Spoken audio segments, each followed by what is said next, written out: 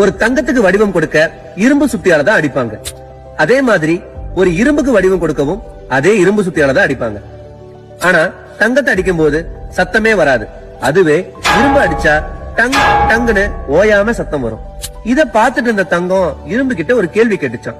நண்பா, உன்னையும் இரும்பு சுத்தியால தான் அடிக்குது, என்னையும் அதுதான் அடிக்குது. ஆனா நான் அமைதியா இருக்கேன், நீ மட்டும் ஏன் இப்படி ஊரை கூட்டுற அளவுக்கு கத்துற அப்படின்னு. அதுக்கு இரும்பு சொன்ன பதில் தான் லைஃபோட ரியாலிட்டி.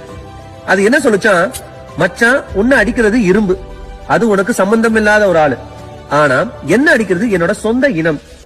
வேற யாரும் அடிச்சா வலிக்காது, ஆனா நம்ம இனமே நம்மள அடிக்கும் போதுதான் வலி தாங்க முடியாது.